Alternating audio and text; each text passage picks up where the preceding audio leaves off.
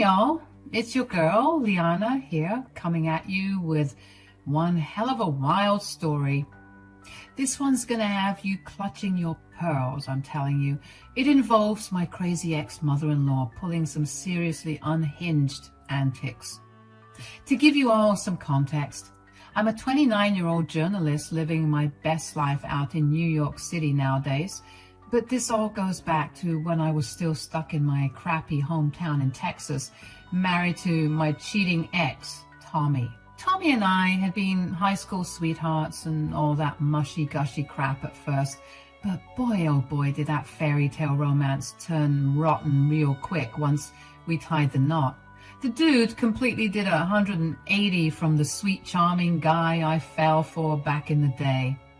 Turned out, my dear husband was a gaslighting, manipulative snake who thought he could just walk all over me like a doormat. The emotional abuse started getting bad just months into our marriage. He'd berate me constantly, talk down to me like I was stupid, and make me doubt my own reality. And that's not even getting into the times he'd get physical too, when his temper would flare up over the smallest things.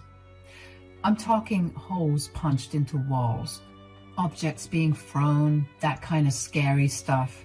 But foolish young me just thought maybe I could fix him or something if I was patient and understanding enough, you know?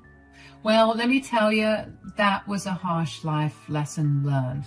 Because even after I stuck by his side through all that toxic BS for 3 long years, I eventually learned the ultimate betrayal.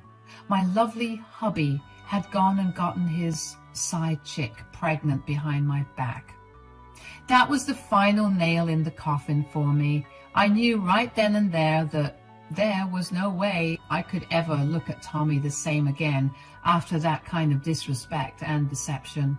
So despite his desperate pleas and promises to change, I went full steam ahead with filing those divorce papers. Now, you'd think with me being the one who got so terribly mistreated throughout our marriage that I'd be in the clear from harassment once I dumped his unfaithful behind, right? Oh, if only it were that simple. No, instead my troubles were just beginning. Because as it turned out, Tommy and his Looney Tunes mother, Lou, were some next-level psychos who simply couldn't accept me walking away with my freedom and self-worth intact. I'll never forget that haunting phone call from Lou the day after my divorce was finalized. I had felt so liberated, like a huge weight got lifted off my shoulders, and I could finally start healing. But Lou's shrill, screeching voice came through to rain on my parade. Liana, how could you do this to us? You're running my poor Tommykins' life just because you're some selfish little brat who couldn't appreciate what a good man he was. He did everything for you, and this is how you repay him? I just rolled my eyes, feeling that sense of dread creep back in.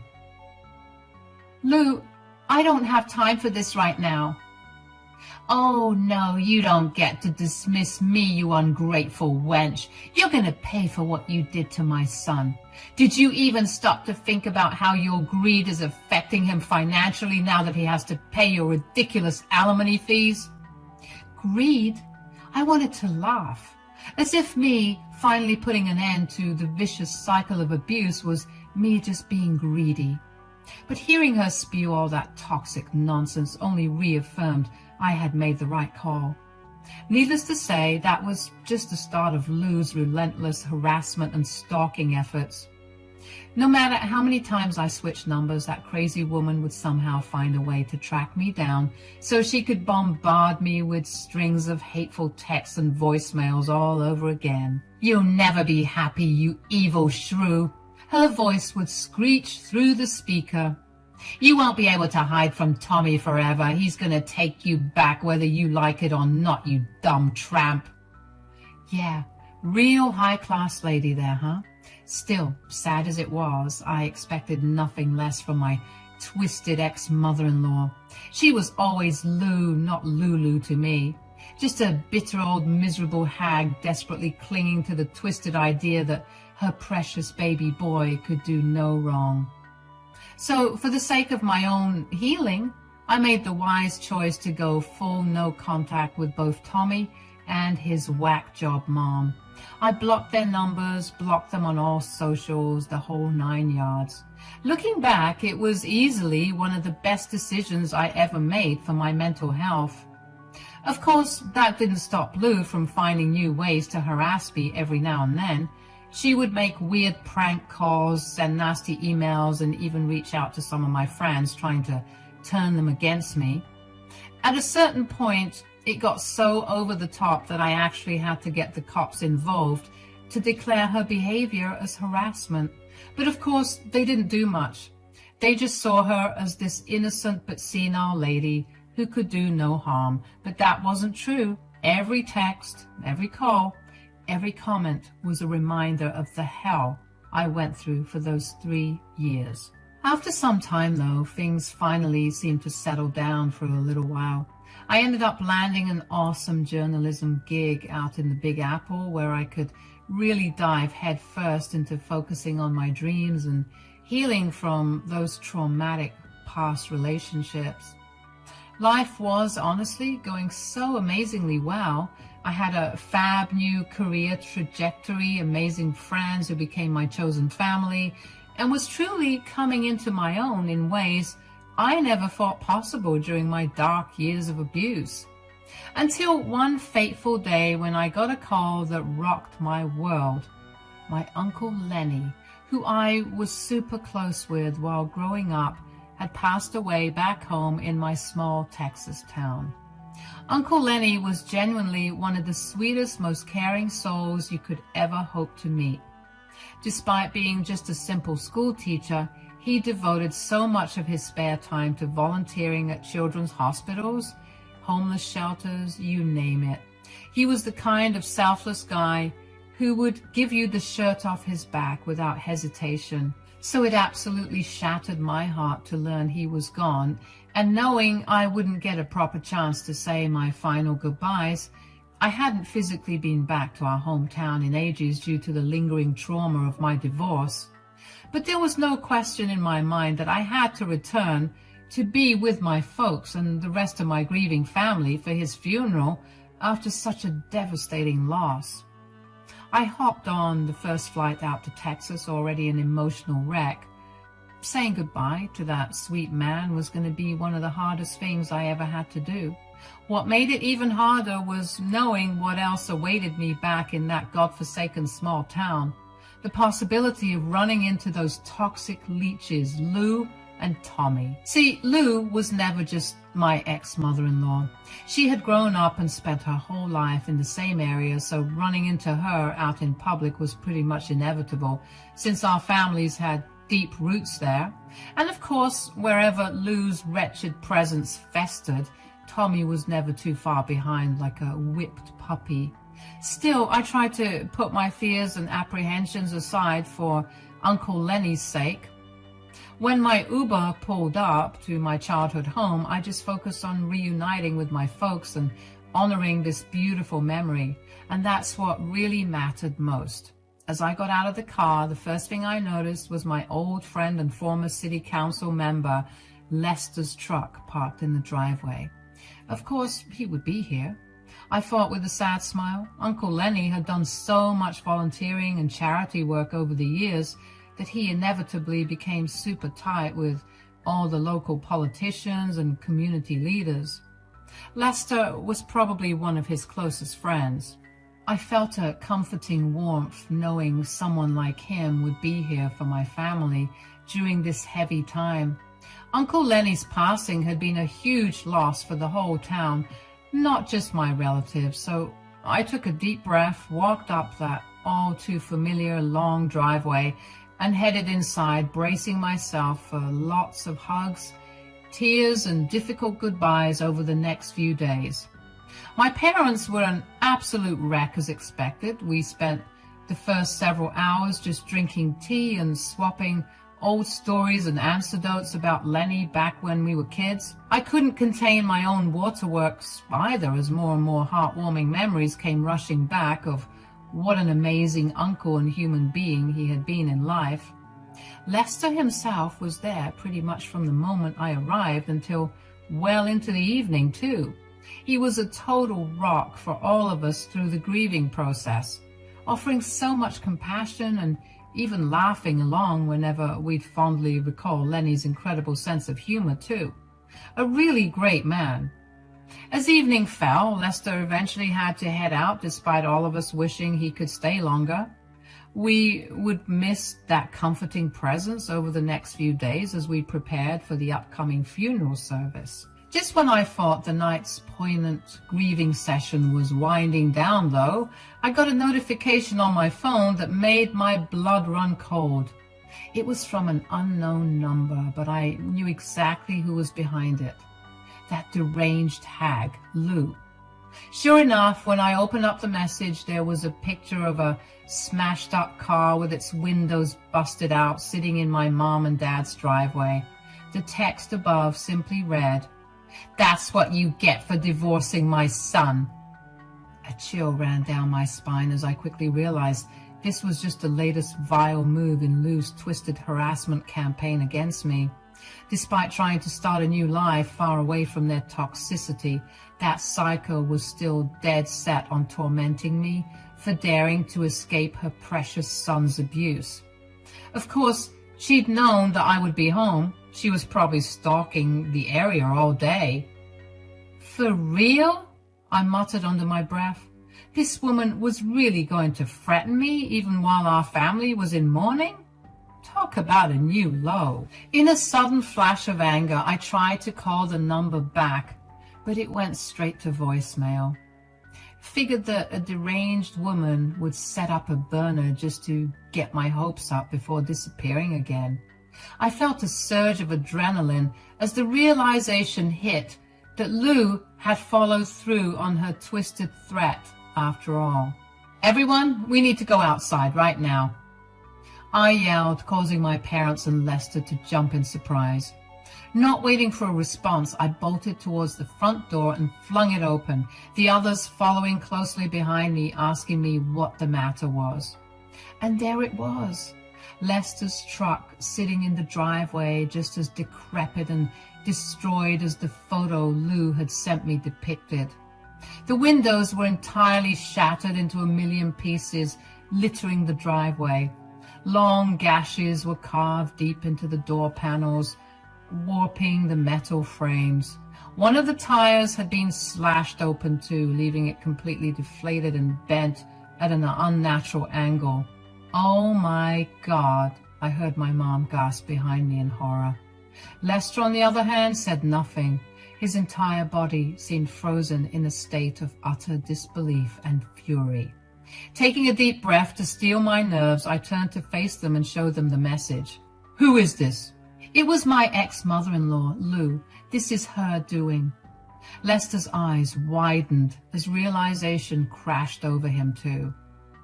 "The woman you told me had been harassing you for years, since your divorce?" I could only nod solemnly, feeling my face burn red hot with shame and guilt. This poor man had always been there for me, and now he was here with our grieving family out of the goodness of his heart during our time of mourning. And now his generosity had been violently repaid with Lou's blind vengeance simply because I was the target. As Lester stormed down to inspect the damage up close, running his hands over the jagged scratches and dents, my dad pulled me aside with clear concern. "Honey, are you telling me this awful woman has been terrorizing you like this? Even now, after all these years?" Tears welled up in my eyes, but I blinked them back defiantly. I wasn't going to let Lou reduce me to a sniveling mess anymore. Not after all the hard work I'd done at reclaiming my sense of self-worth. Unfortunately, yes, she's become totally unhinged ever since the divorce. Somehow, she tracked me down being back in town and is taking her resentment out on us. A big part of me regrets coming back here now and putting you all at risk from her toxic obsession. Don't you dare say that, my father stated firmly, wrapping me up in a tight embrace. We're your family. We'll get through this together like we always have before. I felt a tear roll down my cheek as I melted into his comforting hug. God, how I'd missed this unbridled parental love and support during all these couple of years living alone in the big city. No matter how independent I prided myself on being, I would always need these roots to stay grounded. The tender moment was shattered, however, by Lester's enraged bellow from over by the driveway. Unfreaking believable! Someone clearly has a death wish targeting me like this, he snarled, slamming his fist down against what remained of his truck bed. Taking a deep breath to regain my composure, I headed over to try and de-escalate the situation before the kind old man did something rash. Lester, I'm so sorry you got dragged into the crossfire like this. I never imagined Lou would go so far as to take her vendetta out on you too. He leveled me with an intense glare, the raw fury and hurt still radiating from those eyes. So help me understand then, just what kind of a person are we dealing with here? Do I need to be watching over my shoulder everywhere I go now in case she's got more unpleasant surprises in store? No. Despite her clear lack of boundaries, Lou isn't the kind of unhinged lunatic who would physically threaten or stalk anyone. She much prefers fighting her petty wars from the shadows through sabotage like this. The real scary part is just how deranged her vendetta against me has gotten. If she's willing to turn it towards destroying the property of total strangers now too. Lester seemed to consider my assessment for a few moments before squaring his shoulders with a resolute nod. In that case, I believe it's time we return the favor and fight back through more official channels then. Despite the direness of the situation, I felt a glimmer of hope stir in my chest. You're going to take legal action against her? You're damn right I am. Harassment, property destruction, everything. And as one of the longest tenured council members in town, you can bet you're behind. I've got plenty of connections to make this an open and shut case too. Scribbling down Lou's full name and home address on a little notepad, I passed the details along to Lester. If anyone can finally put that toxic old woman in her place, it's someone like you who's respected in this community. Please take her for everything you can. His expression softened slightly as he accepted the notepad. You've been through more than enough trauma at her hands, Liana. From here on out, consider this a personal mission to make sure she never bothers you or your loved ones ever again. Relief washed over me, finally having such a powerful ally in my corner against Lou's torment.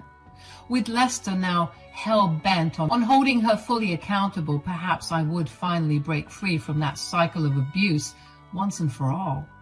Unfortunately, that brief glimmer of hope was predictably short-lived, because just a few hours later, after Lester had departed for the evening, my phone rang with a call from Lou's newest burner number. Did your little boyfriend really think I wouldn't find out about his pathetic intimidation tactics? I rolled my eyes at her feeble attempts to get under my skin. You reap what you sow, Lou. Maybe think twice before destroying other people's property next time, if you can't handle the heat. Other people? I thought it was your car. As usual, that's where you're mistaken. You didn't destroy my car. You destroyed our guest's car. But as usual, you're too dense and hell-bent on petty revenge to understand that your actions have consequences. Oh, cut the righteous act, you smug little brat. This is exactly why everybody hates your guts. You always have to play the innocent victim card while ruining everything for people who do you no wrong. Resisting the urge to laugh out loud at her warped persecution complex, I replied coolly, I'm sorry. Did you conveniently forget the little stunt you just pulled vandalizing Lester's truck because of your unhinged tantrum? That man has never done a single thing to you. Yet you still lashed out because of your petty grievances with me. Wait, what did you say? What? Who does the car belong to? That's when I couldn't hold it in any longer. She heard me right the first time, and I'm pretty sure she was looking ghostly pale on the other end of the line. That was Uncle Lester's car. You know, the old city council member? Lou seemed to be sputtering for a retort, so I pressed on with renewed strength, knowing that she was losing this battle. Well, you didn't say anything. I didn't know it was his car. I didn't know. This is all your fault. You see, you ruined everything. Why didn't you warn me? I'm sorry? Why didn't you say anything?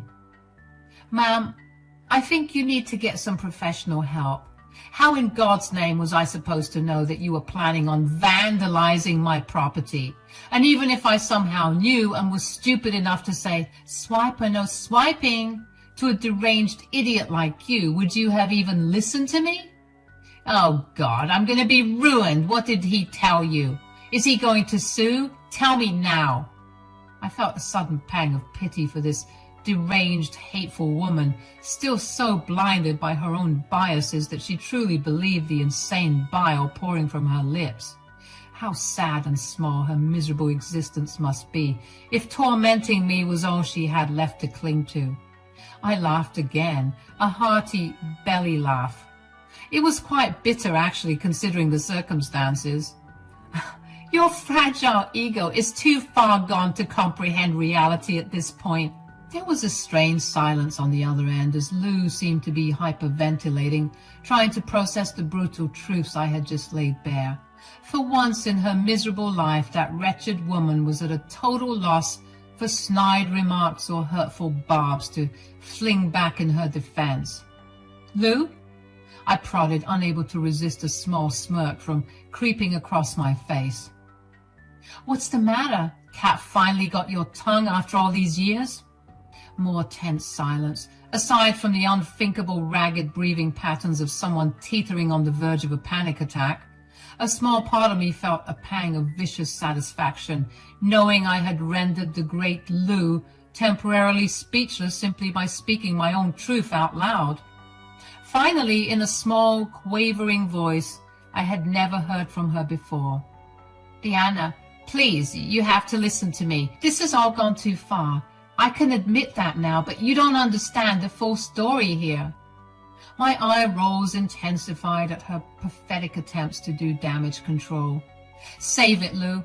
I gave Lester all the details about your harassment and deranged vendetta against me. He has everything he needs now to make sure you face full accountability. No, she gasped, the panic audible in her voice now. Liana, you don't know what you're doing. Think about poor Tommy. He'll be ruined if I face charges. I'll be ruined. We'll lose everything, all because of your stubborn pride. A derisive snort escaped my lips before I could stop it. Wow, Lou, you really are delusional to the very end, aren't you? Resorting to pleading about your loser son's well-being as a final, desperate gambit for sympathy. How sad. What?